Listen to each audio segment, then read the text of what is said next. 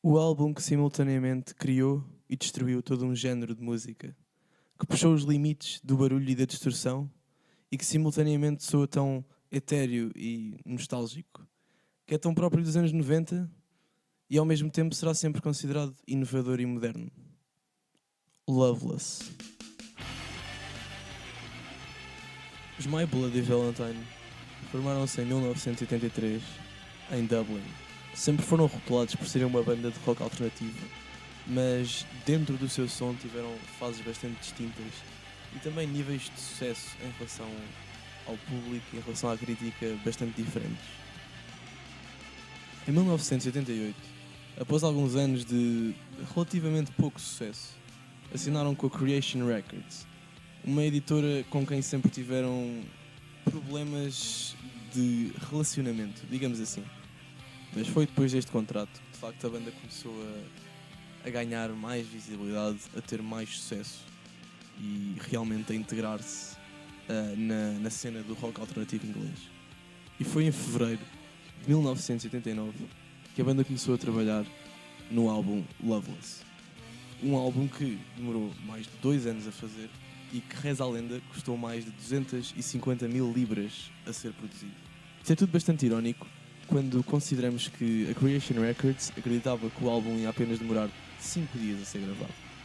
No entanto, a banda obviamente demorou muito mais do que era expectável e durante as gravações deslocaram-se 19 vezes de estúdio, ou seja, usaram 19 estúdios diferentes e só depois, em 1991, é que o álbum se finalizou e foi lançado em novembro. Mas porquê tanto tempo? Porquê 2 anos e meio e 19 estúdios para gravar 48 minutos de runtime? O que é que faz deste álbum merecer e precisar de tanto tempo de produção, tanto custo de produção e tanto input dos músicos e dos engenheiros de som? E a resposta é: Loveless foi um álbum extremamente ambicioso. Os membros queriam fazer algo que nunca tinha sido feito, queriam revolucionar todo um género e conseguiram. Loveless é um álbum de shoegaze e há quem diga que não foi o álbum que fundou o género, mas é do acordo geral que foi o álbum que catapultou o género a novos patamares. E catapultou de tal modo que, de facto, nunca foi superado. Todos os álbuns que vieram depois, e não só nos anos 90, como a ressurgência que houve agora nos anos 2010 para a frente, vivem sempre na sombra do que é o Loveless, do que representou, do som que trouxe e de facto, ao mesmo tempo que deu vida a um género, sentenciou o género à morte. Mas o que é shoegaze?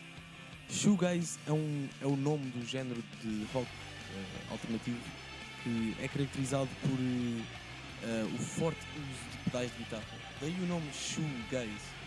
O nome foi atribuído porque os músicos nunca olhavam para a plateia, estavam sempre a olhar para os pés onde estavam os pedais da guitarra.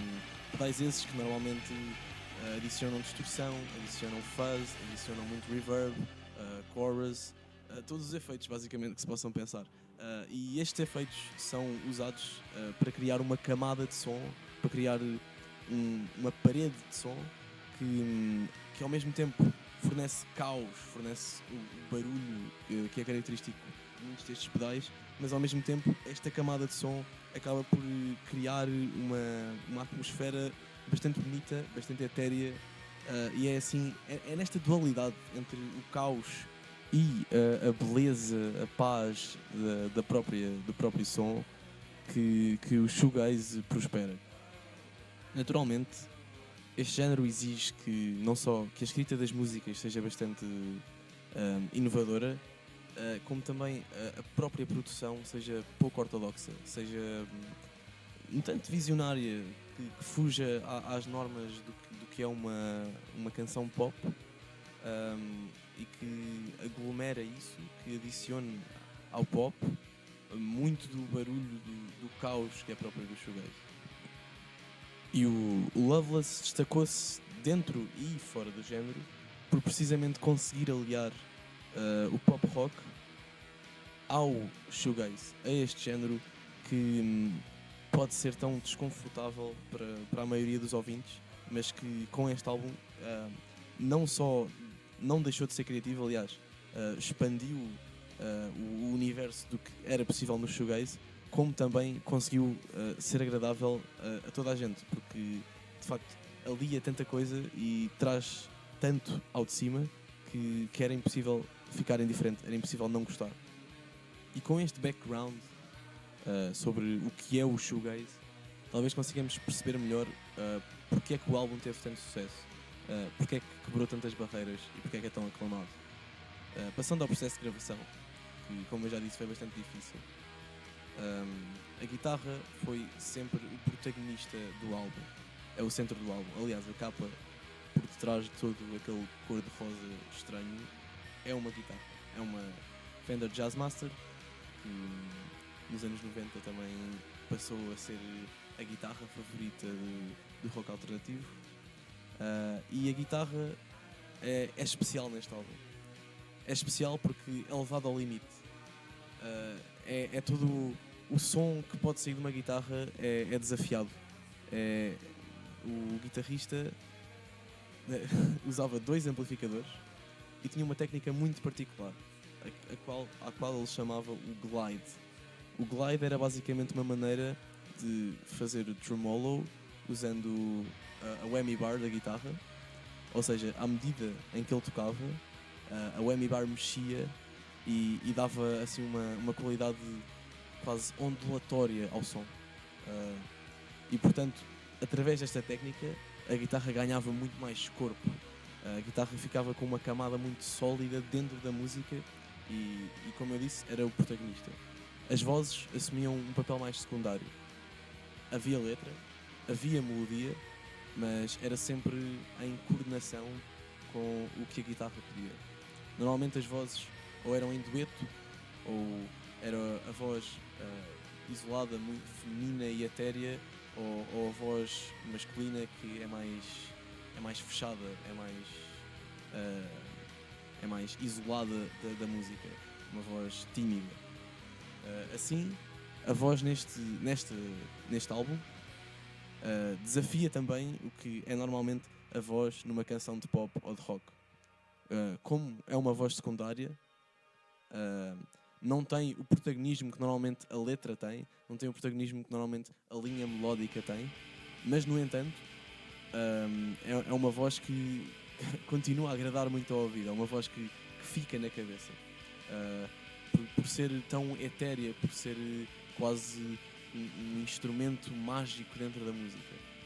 Depois, a bateria também é muito densa, fica muito para trás do som, mas ao mesmo tempo dá uma dinâmica pesada à música, uma dinâmica sólida.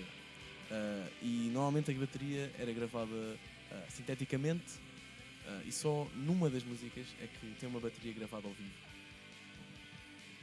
A mixagem final do álbum, feita no 19º estúdio de gravação, foi feita por Darren Allison, que trabalhou com a banda Spiritualized, e Dick Meany, que trabalhou com a banda The Jesus and the Mary Chain.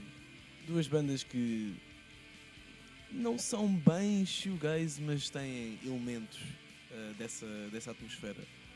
Para surpresa de ninguém, e tal como a gravação, a mixagem e a masterização final também demoraram bastante mais do que era expectável, acrescentando ao desespero da Creation Records. A escrita do álbum deve-se muito ao membro Kevin Shields, que escreveu a maioria das letras, que cantava e tocou a guitarra, porque a guitarrista Belinda Butcher dizia que não era boa o suficiente, portanto deixou que o Kevin Shields gravasse as partes de guitarra dela. Ele também gravou de maneira artificial a bateria, porque o baterista na altura estava com problemas físicos, portanto ele escreveu a maioria das letras, cantava ao lado de Butcher, tocou a guitarra e fez a bateria no álbum. Portanto, ele assumiu quase o trabalho todo dentro do álbum, não só da sua concepção como da sua performance, e muitos descrevem este álbum como quase sendo um álbum solo de Kevin Shields. As letras são deliberadamente vagas e obscuras, precisamente porque a linha melódica nunca é a principal componente da música, mas também para contribuir para a atmosfera que é muito etérea, que é muito vaga da própria música. Apesar dos medos da banda do álbum ser mal recebido pela crítica e pelo público, verificou-se precisamente o contrário. Foi absolutamente adorado pela crítica. A maioria das revistas de grande relevância consideraram o álbum 5 estrelas ou 10 out of 10, e os elogios não paravam. Era um álbum que tinha revolucionado a guitarra, que tinha uma atmosfera nunca antes vista, que era de facto um marco para o shoegaze, que era um marco para o rock, que tinha levado a guitarra a novos limites, e assim, com muitas palavras bastante semelhantes umas das outras, as críticas apontavam de facto à inovação e a toda a revolução sonora que era o Loveless. Mas não para aí. O álbum era tão revolucionário para a época que influenciou toda uma nova geração de artistas e impactou toda uma velha geração de artistas. Os Clash descreveram um álbum como o magnum opus do shoegaze, e que o shoegaze basicamente ia morrer depois do álbum, porque as expectativas nunca iam ser igualadas ou superadas ao que era este álbum, sendo a referência. O músico Brian Eno disse que a música Soon set the standard for pop, que era a música mais vaga de sempre que tinha sido um hit.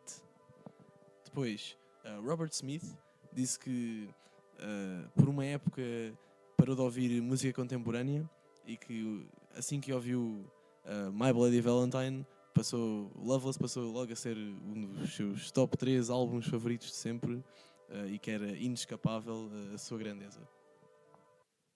Todos estes elogios não são coincidência. No final de contas, Loveless acabou por se tornar um marco dos anos 90, um marco na história do rock e um dos álbuns mais inovadores que o mundo já viu. E por mais que já tenha mais de 30 anos, que seja um artefacto do passado, vai sempre soar moderno, vai sempre estar à frente do seu tempo.